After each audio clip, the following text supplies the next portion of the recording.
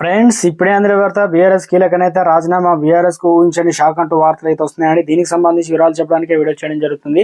చాలా మంది మీరు వీడియో చూస్తున్నారు కానీ సబ్స్క్రైబ్ చేసుకొని మర్చిపోతున్నారని దయచేసి ఛానల్ సబ్స్క్రైబ్ చేసుకొని బెల్ ఐకాన్ ఆల్స్ పై ట్యాప్ చేయండి. చాలా మంది చూస్తున్నారు కానీ లైక్ చేయడం లేదండి. దయచేసి లైక్ చేయండి, ఇన్ఫర్మేషన్ అందరూ కూడా తెలుస్తుంది. లోక్సభ ఎన్నికల వేళ నేతలు రాజీనామాలు బీఆర్ఎస్ పార్టీలో మెల్లమెల్లగా ఖాళీ అవుతుంది. తెలంగాణలో బీజేపీ ఆపరేషన్ అవకాశం మొదలుపెట్టింది. రానున్న లోక్సభ ఎన్నికల్లో 16 ఎంపీ స్థానాలు గెలిపే టార్గెట్ పెట్టుకున్న బీజేపీ ఆ దిశగా అడుగులు వేస్తుంది. ఎన్నికల్లో ఓటమి చెందిన బీఆర్ఎస్ పార్టీ నుంచి నేతలను తమ పార్టీలోకి లాగేందుకు వ్యూహాలు రచిస్తుంది.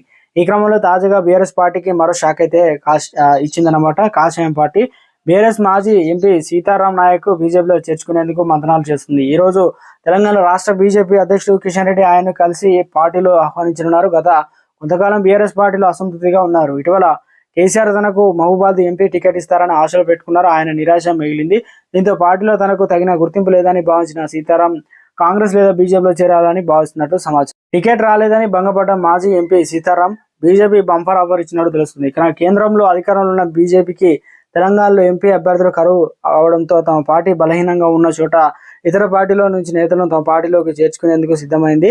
ఈ క్రమంలో నల్గొండ, ఖమ్మం, మహబూబాద్, పెద్దపల్లి నియోజకవర్గంలో బలమైన అభ్యర్థుల కోసం గాలం వేస్తుంది. ఈ క్రమంలోనే మాజీ ఎంపీ సీతారాం నాయక్ రానున్న లోక్సభ ఎన్నికల్లో మహబూబాద్ ఎంపీ టికెట్ ఇవ్వాలని బీజేపీ హైకమాండ్ నిర్ణయం తీసుకున్నట్టు తెలుస్తుంది. అలాగే ఖమ్మం ఎంపీ టికెట్ ను జలగం వెంకట్రావుకు బీజేపీ పెద్దలు చేసినట్లయితే తెలుస్తుంది. అయితే బీజేపీ ఇచ్చిన ఆఫర్ ను వీరు స్వీకరిస్తారా లేదనేది ఇంకా వేచి చూడాలి.